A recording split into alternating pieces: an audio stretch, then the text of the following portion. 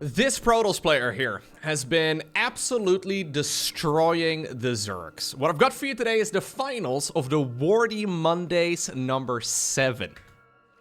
A best of 5 that starts off on the map... what's the map called again? I know it! Ghost River. It's Ghost River. In my defense, I've only playcasted... I've only seen this map maybe a few hundred times. So at this point, I don't think you're really supposed to know the map name. Spotting right here in the top left-hand corner, playing with the blue Protoss pieces, we have none other than MaxPax. His opponent in the top right, playing with the red Zerg drones. We're looking at SHIN's main hatchery. If you're a Protoss player and you struggle in this matchup, I recommend you study MaxPax. This guy has been destroying Protoss, or, well, Protoss players too for what it's worth, but especially Zergs. He is making... In a very strange way, even though in the StarCraft community, Protoss is considered to be a little bit underpowered, he is making Protoss look pretty broken. I have seen quite a few games now where MaxPax is just trashing the competition. He's struggling a little bit maybe against, say for example, the Serals of this world, which is fair, right? I think everybody struggles against Seral, because Seral is, well, incredibly good.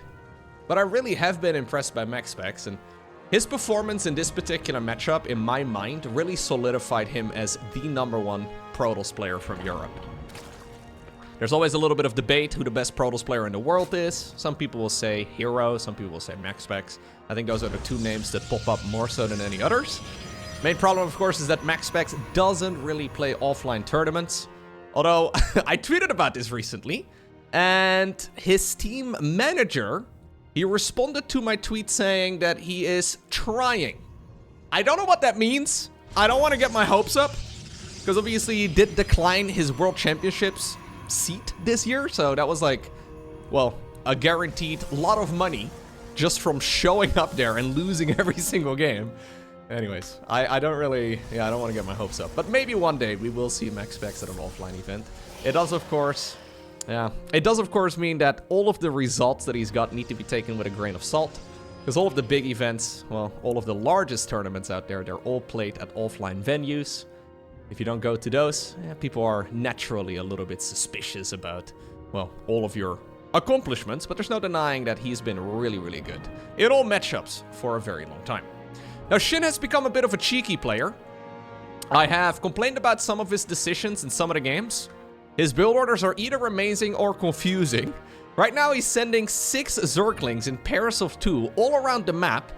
He was probably hoping that one of them was gonna make it across, but it turns out all of them have made it across.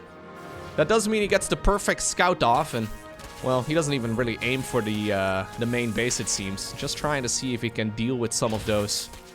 Look at his micro here from MaxPax. There you go. Minimum amount of mining loss. Perfect amount of kills. At this point, though, Protoss is in the dark for just a little bit. You don't really know exactly what's happening on the other side of the map. With this amount of Zerglings, though, made at that point in time, I guess MaxPax... oh, Overlord's missed position.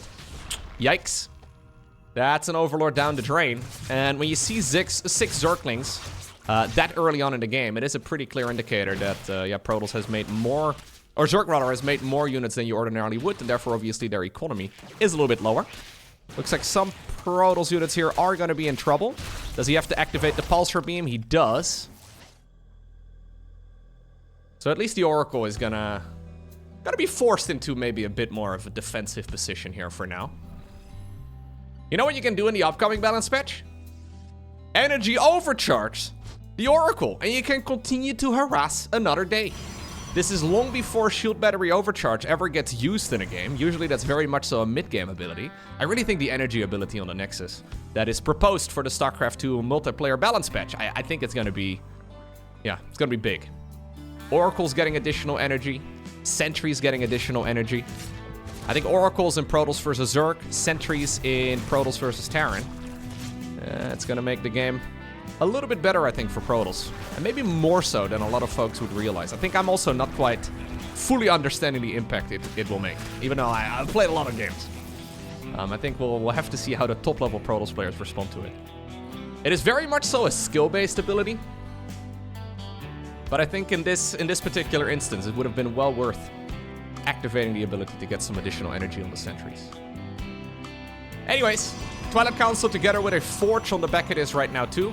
Third Nexus here at a nice and early time. And so far, MaxPax is cruising. Both players at 69 supply right there. They didn't like it, so they decided to go slightly higher than that. +1 melee coming up here for SHIN. SHIN skipping out on the Roach Warren so far, skipping out on the Baneling Nest, and skipping out on the Lair. He's skipping out on all the things. SHIN, though, the type of Zerg player who plays this game maybe a little bit more flexibly. There's a lot of players out there that will take StarCraft 2 as a spreadsheet, and they will try to optimize it. SHIN, in my mind, a little bit more like Dark, a little bit more free-flowing. He does his Zerg yoga in the morning to be extra flexible for the day. And that means that his lair is relatively late. It also automatically means, though, with now 6 drones going down, that any attack here from MaxPax is gonna hit harder. So, okay, we're immediately gonna see a Templar Archives on the back of this too, so he's going Blink together with +1. So far, really no damage taken here by MaxPax. I mean, he's lost a bunch of Adepts, but he's killed a lot of Zerglings in response, and obviously quite a few of those drones have gone down too. All 3 Oracles are still around, and the third base is well protected. I do wonder, though, with the removal of the shield battery overcharge, whether or not, like, a Queen attack is gonna hit harder in this matchup. To say, for example, SHIN wants to go for, like, a Queen March. Without a shield battery overcharge, it could be a lot harder to defend. But at the same time, you could use the energy ability on a shield battery, too, and get additional healing that way. Shield batteries themselves are gonna get 100 additional health. Yeah. Yeah, we're gonna have to see it, really. We're gonna have to see it at the highest level. But when my first impressions of the new multiplayer balance patch were certainly more negative than what I'm thinking about it right now. Okay, Nexus should be coming up momentarily. Zerglings, though, they do have their +1 melee, and it's noticeable. Yeah, they hit very hard. Luckily here for Max, he did save up some energy on those Oracles, so that means that the Stalkers can escape. That could have been a very expensive loss here on the side of the Protoss player. But apparently it was a calculated decision. It's straight Hydras. I've seen SHIN do this in so many of his games. So he skips the Roach Warren, he skips the Baneling Nest, he goes straight +1 melee, and then eventually he goes Hydraling Bane. So, in my mind, this is exceptionally vulnerable to especially, like, Zealot attacks, Adept attacks, any sort of aggression that isn't Stalker. So this is, I mean, it's not like Protoss is really behind when they do play Stalker, although this unit does get countered by upgraded links. But in general, you die to so many different kinds of Protoss openers that we're gonna have to keep an eye out on what MaxPax decides to do in the next game of this series. I wouldn't be surprised if MaxPax decides to, yeah, maybe change up his build a little bit, change up decisions a little bit, if he spots that it's once more a similar approach here from the Zerg. What MaxPax is doing is globally, against everything Zerg does, really good. What SHIN is doing here is very specific against what, well, Protoss turns out to be doing in this particular instance. The problem for Zerg is that when you scout a Twilight Council, you can't know what upgrade is researching there. So effectively what SHIN is doing here is he's tossing up a coin, and he's hoping that it's not Glaive Adepts, and it's not Charge, and it's not, for example, Archons or Dark Templar. It's none of that.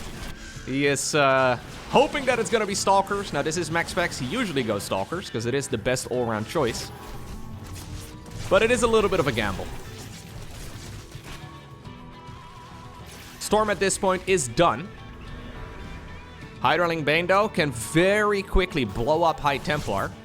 This is now leading into a fight that is probably gonna be over in about 2 seconds. It depends on when the storm, when the storms hit and whether or not the Banelings can connect. Basically, both players here are playing an RPG where they're speccing their characters into damage only. No HP, no stamina, just maximum movement speed and maximum damage. Blow them up. Okay. Couple of Zerglings here trying to run in. So far, so good right here for SHIN. He's hoping he can get those Banelings onto the Templar, But so far, great dance here by MaxPax. MaxPax sending in some zealots to try and blow up some of these units. This is 39 banelings, which is very expensive.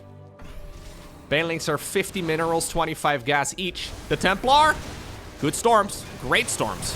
Whoa! That was the perfect fight for Max. Morphing the low energy Templar into Archons as well. Archons can soak up banelings for days. Blinks the Stalkers into a couple of those units too. In the meantime, though, in the bottom right-hand corner, SHIN did take that base. A couple of the Zealots and the Archon apparently are going to run over in that direction. Can these banelings get something done over at the third? Eh, not really. That was like 6-7 banelings for 4 probes. Not optimal. In the meantime, though, we have a Lurker Den coming up together with a Hive. So there is going to be a very strong counter against this Protoss army coming up, but it's still a while away. For now, this army should dominate. Question is, though, banelings are fast. Do you really want to fight them on creep, where they are even faster? Not enough energy here on these Templar for multiple storms. I'm only counting 2. Zealots heading on over towards the natural expansion as well. MaxPax feeling ambitious. Using the Oracle from the early game. Can we get a storm? We're gonna need a storm. Okay. That one's better than the previous ones, I guess, but Archon's still soaking up a lot of damage. Okay, Zealots not quite targeting the main mineral line right there. Stasis Ward there, though, has created almost like a force field in favor of the Protoss. A couple of the reinforcing units show up, and yeah, SHIN is just losing every single engagement. This is one of those situations where, against weaker Protoss players, every single one of those fights would have gone better. But MaxPax microed that pretty much to perfection. Yeah, so did MaxPax do anything weird there? No. Did he do anything unorthodox? Not really. He just did what every Protoss does, but then slightly better. Yeah, it is what it is. Just play faster and then be better on point. It's easy, bro. Alrighty, let's see. Are we gonna go into a quick third base? Well, I'm calling this the third base, but Zerg's players, yeah, they have been taking this as a very quick expansion early on. That is funky, man. MaxPax sending an early probe straight on over towards the wrong side of the mineral field, and it turns out that's exactly where SHIN wants to go and expand. This kind of reminds me of what we see sometimes on Alcyone when Zerg players would go for the gold base first, where the Protoss would like try to mine out the little mineral field on their side of the map, and they would block the Zerg from going for a gold base. A little bit of a mind game going in favor here of MaxPax. Rubbing a bit of salt in the wound, he cancels the pylon now that he realizes that the natural expansion of the Zerg has been taken. That drone was following him all the way back home, and it's a pretty clear indicator that, yeah, everything is gonna be fine here. Luckily for that drone, though, I mean, it was promised that it could turn into a hatchery. That drone still became a spawning pool. I would imagine that's a promotion. Yeah. If you grow up as a drone and you become a structure, a critical structure at that, I would, like, if you're a Spore or a Spine Crawler, that's a little lame. But I would imagine becoming a spawning pool or a hatchery or something. That's pretty cool, dude. That's definitely a promotion. Maybe it's a punishment. Do you think it hurts to become a structure? Like, that's the drone right over there, right? I mean, I mean, it kind of looks like he's having a good time. It's like the Zerg trampoline park over here. Anyways, MaxPax in the meantime on the other side of the map has gone for the in-base expansion. Not actually what he usually does. Most of the time he takes the safer approach right over there, but Stargate coming up here for MaxPax. Not all too surprising. Curious to see if he's gonna mix up his builds at all. So basically what he's forced right now is a relatively normal game here from SHIN. SHIN wanted to play something weird, and MaxPax was like, no. And that was the whole conversation. He did obviously build a pylon over there, so that may slow him down ever so slightly, but it's honestly not a big deal. I wonder if MaxPax, thinking about the previous game, is gonna change up his build order at all. So what we saw SHIN do was go quick Evo chamber into very late lair, without a Roach Warren and without a Bailing Nest until the Hydra Den was already going. It meant that MaxPax was effectively able to kill him with any sort of like Archon Zealot all-in, a Glaive Adept attack, any pushes like that. I mean, they're technically defendable for Zerg, but it's very, very tight, right? You can't really make any mistakes, and I don't think it's a very easy defense for the Zerg. It's much easier when you do make a Roach Warren. So I'm curious to see if we're going to see any switches. Now already we have 2 Adepts committing to the main base. We have a Void Ray as the very first Stargate unit. That's a little funky. The Void Ray is going to be able to get rid of the Overlord. Are we going to make the beam thick? No. No, thin beam only. We're keeping that one in the back pocket. All right. Spore Crawler coming up right now here for Shin. I think he went for an Evo Chamber right about right now. Although at this point, he still hasn't added his drones back to gas. Yeah.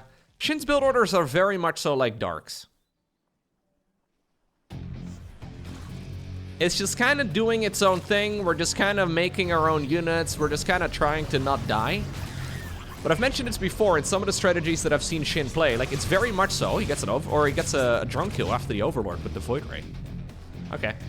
Anyways, I think just playing survival is very suboptimal. Overlord trying to get away. Dude, the fact that MaxPax is not activating Prismatic Alignment is, in a way, a little bit disrespectful. Like, he knows he's gonna get the kill. He doesn't need to activate the ability. You never know if maybe you have an opportunity to, I don't know, snipe a couple roaches or something. So we will have a Roach Warren this time. Now we activate the beam. There it is. Now this Void Ray, though, has been worth its weight in gold. There is a Zergling run by. Okay. MaxPax sleeping on the job? Question mark? MaxPax washed up? Okay, no. Oracle has come back home. This is an awful lot of Zerglings to lose. And ultimately, I think he killed 1 probe with that attack. Yeah, that was actually not worthwhile there for Shin. Lair coming up. Evo Chamber coming up. Dude, I'm noticing every single one of my MaxPax casts, I'm just turning into a massive fanboy. Look, I'm just a fan of good StarCraft, okay? And it's been a while since we've had really good Protoss. I mean, there are good Protoss games out there, don't get me wrong. But MaxPax is consistently performing. Look at this freaking Overlord, dude. 7 kills on a Void Ray. 7 kills on a Void Ray is really, really good. If you can get the Council on this base, dude, I love Void Ray openers. I have always been a hater of the Void Ray openers. I think they're kind of mediocre. Nah, he's not gonna get that. He's not gonna get that. There's still more aggression over here. Blink is now done, though, for the Stalkers. Look at the Stalkers blink. Blink once and they're gone. Okay, sorry. Ooh, MaxPax apparently feeling so comfortable. We're building a gateway on creep. We're going camping. Bring your sleeping bags. Maybe get a flashlight. Yeah, we're okay. Yeah, we're even building a gateway over here. We are going camping on the creep, out in the wilderness.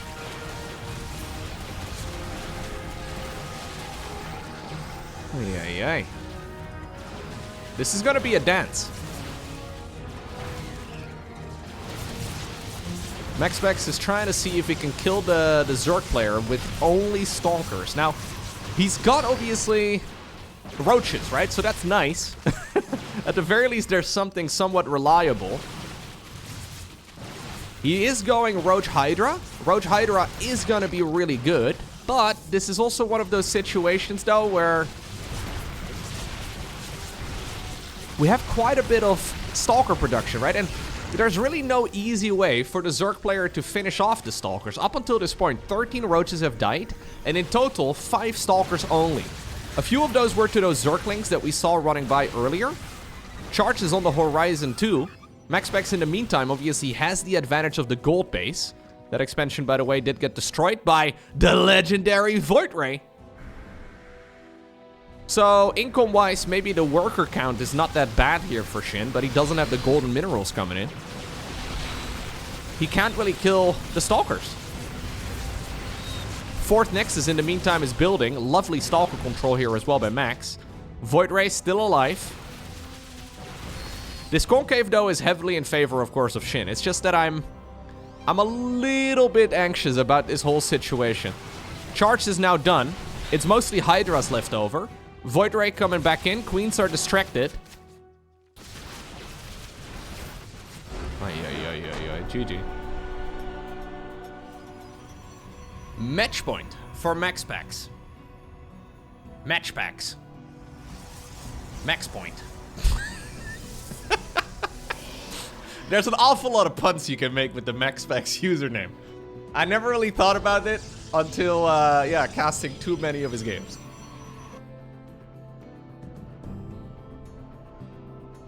Stargate opener once more here by the Danishman. The Dane. That's the correct name. Danishman. I think that's better. The Danorian. The Danester. I don't even know if Denmark is a real country. I'm not so sure. It's probably like Switzerland and Finland, you know? Is it a real place? Does it really exist?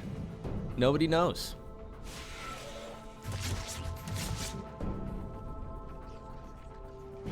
A very mysterious Protoss player, though. We know about 2 things about MaxPax in total. Actually, 3 things about MaxPax. First off, he's good at Protoss. Secondly, according to his Liquipedia, he's born in 2004. And I learned this from one of Hearthstone's videos, actually. Apparently, MaxPax is a prolific runner.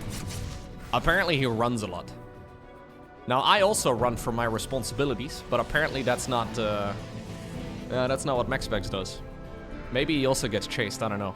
Maybe they have zombies in Denmark. Who knows? There's honestly no way to tell. A little bit of bullying here with the Stalkers. There are quite a few Zerglings forced out, so I don't like these Zerglings, guys.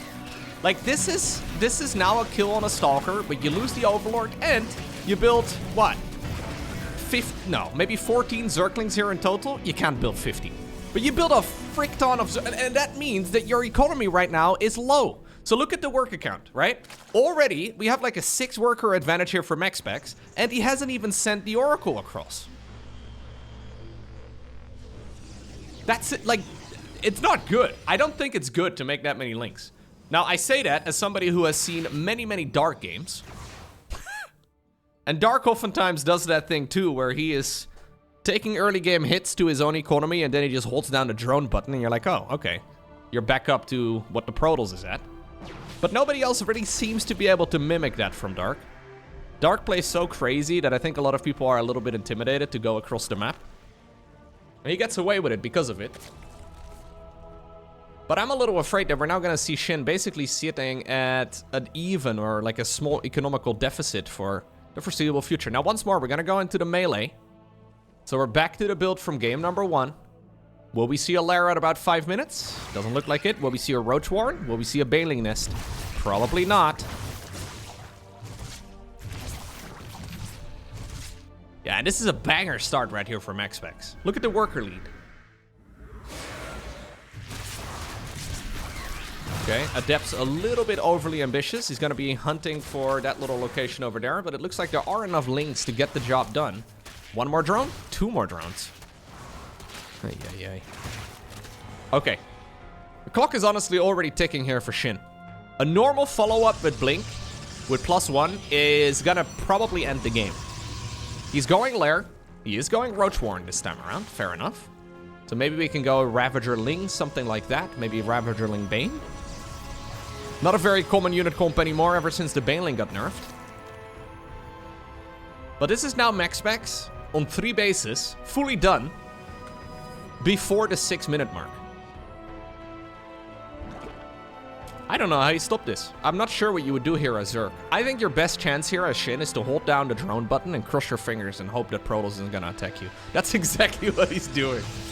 Yeah, he's just building a 4th base and he's just saying, yo, whatever, man. Let's hope he's not gonna go for some sort of all-in the next minute. Because if I am fighting something with a proxy gate again, I am in a world of trouble. Spire coming up. Okay. I personally did not feel inspired for that at all. No, I'll be honest with you. So melee upgrade into roach speed, into spire. This means at least that he's gonna be okay against like Glaive to Depth, Stalker pushes, that sort of thing. But Mutalisks. Yeah, Mutalisks. How do we feel about Mutalisks? I feel like Mutalisks work well when Protoss isn't good.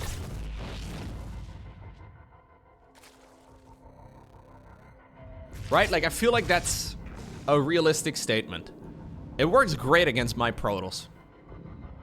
But what if the opponent doesn't really mess up? I feel like Mutas can be defended. So your crisis management has to be on point if you don't see it coming. So that's one thing that's going really well here for SHIN. This Spire is not going to be scouted. There are a couple different ways to play Mutas. Either you make like 10, or you make like 200. We'll have to see which version SHIN decides to go for. He saved up gas though, he's saving up resources, and he's immediately firing up 9 Mutas. Will he be going into the +1 flyer upgrade too? That would indicate that he wants to make more Mutas going forward. It doesn't look like it, although he is adding on a couple more. Okay. MaxPax's crisis management is gonna have to be on point. He does not have any photon cannons in his mineral lines. He does have Storm, however, done. All the High Templar are together. If the Mutas or the Zerglings or the Roaches can get a jump on the Templar, I think it's pretty much game over. MaxPax is thinking about going across the map right now. That might backfire. Although that being said, SHIN is actually building up a lot of economy. There is the +1, by the way. +1, but we are going Hydra then together with Infestation Pit. Mutas grouped up on the left side of the map, going to a completely unprotected, natural expansion. Okay. So far, 2 probes going down. Stalkers get recalled into the main base. Or as Zerg players like to call it, recalled into the main base. Yeah, and this was a big commitment for 4 worker kills. I don't know, man. Like, that was the end for the Mutas. Was that 1,400 minerals, 1,400 gas or whatever worth? If you take into consideration the cost of the Spire, or even getting an upgrade on it. I mean, these Mutas certainly have not yet paid for themselves. They are always a threat, though, and that is something that you have to take into consideration here, too. MaxPax is completely pinned back at home. Can't really go across the map. He's hoping to catch a couple of those Templar, but good movement, great movement there, my Max. This is buying time to go into Lurker play. So the Hive is coming. Lurker then on the horizon. I don't think we want to go +1 here. I feel like the +1 air weapons is a waste. Should spend that resource on an extra Lurker. Anyways. Yeah, the panic micro, like the crisis management, the twitchy unit control, whatever you want to call it, that stuff from MaxPax is best in class. Like, when he is thrown, like, it's okay, so this is how this goes, right? So he sees Mutas coming in, he clicks this, and he immediately micros all the units. The amount of time it takes to process the information on the screen, there's like a little bit of brain lag, you know? Like, you need a certain amount of milliseconds to analyze what's actually going on the screen. And it seems like MaxPax is faster with that than all other Protoss players. He just looks at it and immediately starts microing. He probably remembers the rough positioning of where he left his units. But it is easier said than done. +1 air weapons coming up here for Max, who's been building up the Phoenix count. Mutas trying to go to town, okay. Phoenixes are heading on over in this direction. So ultimately, we are going Nidus together with Lurkers. Tempest are coming, though, which is a fantastic choice. Good storm. Very big storm. MaxPax goes deep onto creep. Lurker's not achieving anything here. Should be a free kill on this base. Another storm. Yep. So, like, while we are nicely looking at all of these fights, right? These guys are also looking at the Mutas and all the other things that are going on. I think this base is dead, right? Yeah. Good movement here by SHIN, trying to keep it alive. But that base is not gonna stay around. Night is Worm though. Vision has been provided by the Mutalisks. Sadly here for the Zerg, the next step in the master plan for Max is already out. Phoenixes have now also successfully cornered that. There is a fight over here.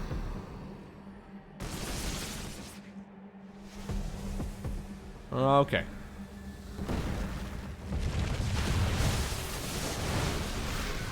Templar, trying to get some work done. Looks like finally some of those high Templar will go down. Never mind, MaxPax morphs them into Archons. SHIN is deciding that apparently we're gonna just move a bunch of lurkers. He doesn't know if the coast is clear. He just assumes that it's fine. And it looks like he's found a decent fight over here. Hydra count is climbing. Main problem at this point though is that there is no answer against Skytles. We don't have a ton of Skytles. It's 6 Tempest. So it's not a very significant amount, but it is something that, ooh, careful, don't lose the lurkers. He might have he might find himself in a little bit of a Protoss sandwich here. Yep. Few Stalkers will pay the price, but once the Skytles numbers grow, you can't really kill it anymore with Hydras. At least not in the current patch. Maybe in the upcoming patch you can do it. Looks like there is a Nidus Worm that somehow has snuck over there. Overseer probably the reason as to why that happened. Carriers are coming. Zealot run by in the meantime in the bottom left-hand corner. Recall is likely on cooldown still from that earlier fight. How many lurkers remain? Just 3 of them. Zealots in the meantime though dealing more damage than I think SHIN is gonna achieve in the main. Although SHIN is just ferrying his entire army across. Mama ship is coming up. Did he cancel the Tempest? I thought I saw Tempest on the production tab. Maybe he wanted to ensure that those units would come out. Yeah, I think restarting them now is a little bit late. Those Zealots, though, are putting in a tremendous amount of work. Okay, let's see. There is no way that the Hydras are going to be able to kill all of these Tempests if the Tempests are controlled. Like, they just can't reach them. So eventually, MaxPax should be able to clean this all up. Question is, how much damage is he going to take in the process? I think SHIN probably should think about going home. He wants to sit here for as long as possible, but I think these units are gonna bleed out. Should probably kill a fort though, if he can reach it. Yeah, he's just ferrying more things in. Secondary fleet beacon coming up. Additional Stargates building over at the 3rd base. Hydras do grab another one of those Tempests. I mean, this is really only like 4 or 3 lurkers. Yeah, we just have a handful of lurkers here. I think right now MaxPax sees the amount as well that he's actually up against. So he must be feeling quite comfortable. Mama ship was fired up, by the way, before the fleet beacon would ever go down. And it looks like the Zergs have crawled back into the worm. Okay. That bought a ton of time, though, for SHIN. I was starting to be a little bit worried for SHIN, but he's got a good economy still. And now he's going to go into a couple of Corruptors. Obviously, he already has the +1 air upgrade from when he went Mutas earlier. Okay, let's see. Seems like MaxPax's main vulnerability is that he's too focused on attacking the opponent. And he sometimes has one of those Nidus Worms slipping through the cracks. That seems to be the most common way I see him lose, actually, in this matchup. I mean, I don't remember the last time I've really seen him lose a series of Protoss versus Zerg, but we have a Mama ship. Are we gonna do an offensive recall? It looks like we are. Just wants to make sure that everything is clear over on that side of the map, but I think we are going to be bringing this entire Protoss army from the top right towards the bottom left. Surprise, surprise. Knock, knock, who's there? It's the entire Protoss army. He's already positioning his army in such a way that he can easily get the welcoming committee of the Zerg. He can embrace it. He wants to go in for a hug. Could have just dived the base, I suppose, but let's see. Good abductions. Cloaking has been activated though, and is there any detection right here for the Zerg player? There is not!